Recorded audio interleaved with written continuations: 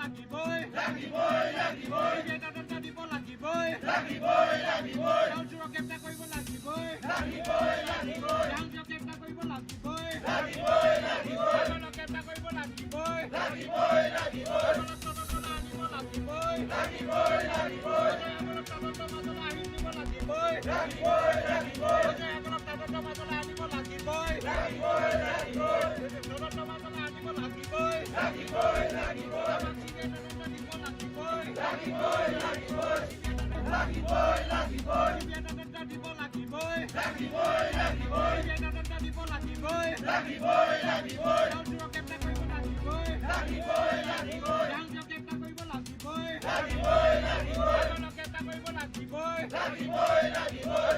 যে ধাৰাবাহিক বাতৰি প্ৰকাশ কৰি আহিছে যে নৰ্থ ইষ্টত নহয় সমগ্ৰ ভাৰতবৰ্ষত সৰ্ববৃহৎ ভাৰতীয় খাদ্য নিগমৰ চাউল চুৰি কাণ্ড সংঘটিত হৈছে ধেমাজিৰ গোদামত।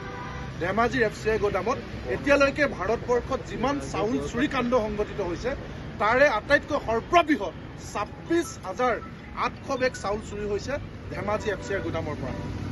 আপোনালোক সকলোৱে জানে যে ইতিমধ্যে এটা ৰিপৰ্ট, যি ৰিপৰ্টৰ ভিত্তিত এই গোটেই তথ্যটো পোহৰলৈ আহিলে যে তাৰ আগতে আপোনালোকে জানে, মই আপোনালোকক দুটামান মাত্ৰ ডাটা দেখাইছোঁ।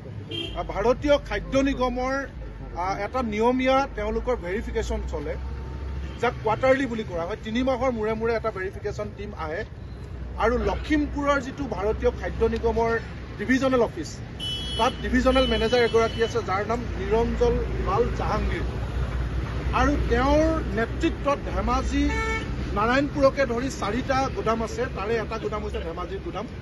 এই গোদামটোলৈ যেতিয়া কোৱাৰ্টাৰলি ভেৰিফিকেশ্যন আহিছিল, তাতে জ্যোতিপ্ৰসাদ তালুকদাৰ, জয়ন্ত কুমাৰ বৰাকে ধৰি তৃতীয় বৰ্গৰ কেইবাগৰাকীও কৰ্মচাৰীৰে গঠিত এটা ভেৰিফিকেশ্যন টীম আহিছিল। সেই টীমটো আহি আপোনালোকে চাওক 3 অক্টোবৰ 2025 তেওঁলোকে আহি যেতিয়া দেখিছিল যে এই গোটেই গোদামটো জাম পেক আছিল, অৰ্থাৎ বস্তাবিলাক বিশৃংখল হৈ আছিল আৰু তাত ভিতৰলৈ সোমাই ভেৰিফিকেশ্যন কৰিব পৰা কোনো সুবিধা নাছিল, তেওঁলোকে লগালগ চাওক from Jyotiprasad Talukdar, subject reporting on status of stock arrangements at FCI FCD Dhemaji.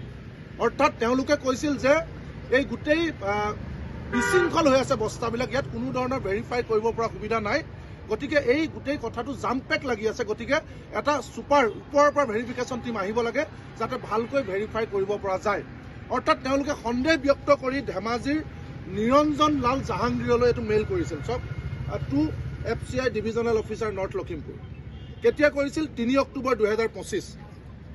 আকৌ যদি আপোনালোকে চায়, তাৰপিছত তেওঁলোকে 3বাৰ 2 October, 3 October, 4 October continuously repeatedly reminder দি তেওঁলোকে কৈছিলে যে আমাৰ কোনে দিছিল, QPV বুলি কয়, কোৱাৰ্টাৰলি ফিজিকেল ভেৰিফিকেশ্যন টীম।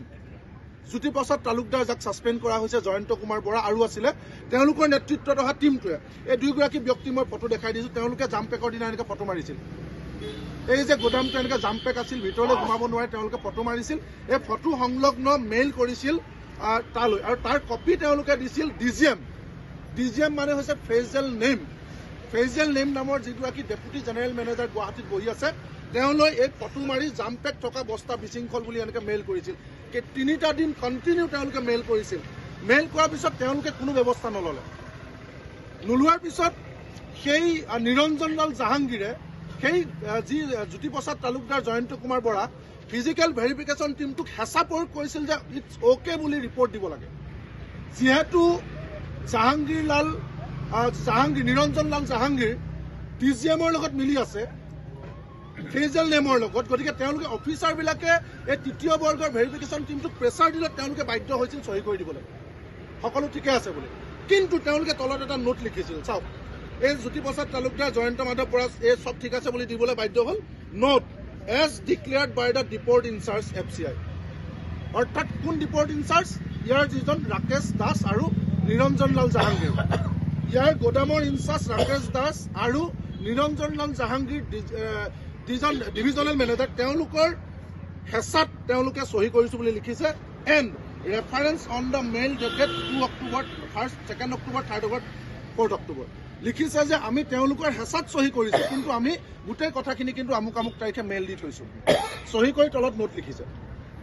তাৰমানে এতিয়া ছাছপেণ্ড কৰা হৈছে জ্যোতিপ্ৰসাদ তালুকদাৰ, জয়ন্ত মাধৱ বৰাক, কিন্তু তেওঁলোকে নোটত ক্লিয়াৰলি লিখিছে কাৰ ডাইৰেকশ্যনত তেওঁলোকে চহী কৰিছে, আৰু তেওঁলোকে যে মেইল কৰিছে তলত লিখি দিছে। তাৰ পৰা কথাটো ক্লিয়াৰ যে গোটেই চিণ্ডিকেটটোৰ মাষ্টাৰ মাইণ্ড এই মানুহজন নিৰঞ্জন লাল জাহাংগীৰ, আৰু তেওঁ মেনেজ কৰি ৰাখিছে ডিজিএম ফেজল নেমক, আৰু মেইন চকীদাৰ চুৰটো হৈছে ৰাকেশ দাস। গতিকে এই তিনিজন মানুহৰ নেতৃত্বত ধেমাজিৰ গুদামৰ পৰা ভাৰতবৰ্ষৰ সৰ্ববৃহৎ চাউল চুৰি কাণ্ড সংঘটিত হৈছে। এতিয়া আমাৰ প্ৰশ্ন হ'ল যে ভাৰতীয় খাদ্য নিগম হৈছে কেন্দ্ৰীয় চৰকাৰৰ এটা ৰাজহুৱা সংস্থা। ইমান ৰাজহুৱাকৈ অভিযোগ পোৱাৰ পিছত তিনিখনকৈ এজাহাৰ অসম জাতীয়তাবাদী যুৱ পৰিষদে দিছে এখন, কৃষক মুক্তি সংগ্ৰাম সমিতি এখন, ছাত্ৰ মুক্তি সংগ্ৰাম সমিতি এখন, আৰু আপোনালোকে চাওক জাতীয়তাবাদী যুৱ পৰিষদৰ ফালৰ পৰা কেন্দ্ৰীয় ফুড ছিকিউৰিটি মিনিষ্টাৰলৈ দিয়া হৈছে। 4খন এজাহাৰ 4খন কাগজ দিয়াৰ পিছত গুৱাহাটীত বহি থকা যিটো CBI কাৰ্যালয়, তেওঁলোকে নিজাববীয়াকৈ গোচৰ ল'ব লাগিছিল। আজি পৰ্যন্ত তেওঁলোকে কোনো ধৰণৰ গোচৰ লোৱা নাই। সেইটো আটাইতকৈ ডাঙৰ কথা, কাৰণ ভাৰতীয় খাদ্য নিগম হৈছে ভাৰতীয় কেন্দ্ৰীয় চৰকাৰৰ এটা সংস্থা, তাত অসম চৰকাৰে বিশেষ একো কৰিব নোৱাৰে। CBI ডাইৰেক্টলি তেওঁলোকক গ্ৰেপ্তাৰ কৰিব লাগিব। কাক গ্ৰেপ্তাৰ কৰিব লাগিব? প্ৰথম ছাছপেণ্ড নহয়, ৰাকেশ দাসক গ্ৰেপ্তাৰ, নিৰঞ্জন লাল জাহাংগীৰ DM তেওঁক গ্ৰেপ্তাৰ, ডিজিএম ফেজল নেমক গ্ৰেপ্তাৰ কৰিব লাগিব। দুখীয়া মানুহৰ মুখৰ ভাত কাঢ়ি খাইছে সিহঁতি, গ্ৰেপ্তাৰ কৰিব লাগিব। 1, CBI গ্ৰেপ্তাৰ কৰিব লাগিব। 2 নম্বৰতে ডিজিটেল ইণ্ডিয়াৰ কথা কৈ থকা নৰেন্দ্ৰ মোদী ডাঙৰীয়াৰ এই FCI গুদামটোত CCTV কেমেৰা ক'ত গ'ল? 1 লাখ বেগ চাউল জমা কৰি থব ইয়াত CCTV কেমেৰাবিলাক ক'ত গ'ল? 26,800 বেগ চাউল চুৰি কৰিলে, CCTV কেমেৰা ফুটেজ যেতিয়া আমাক লাগে ক'ত গ'ল? ৰাস্তাত যে সাধাৰণ মানুহক কেমেৰা লগাই ডিটেক্ট কৰি ফাইন লগায়, সেই ডিজিটেল ইণ্ডিয়াৰ 26,000 বস্তা চাউল CCTV লাগিব, সেই CCTV কেমেৰাবিলাক ক'ত গ'ল? আমি এইটো প্ৰশ্ন কৰিছোঁ।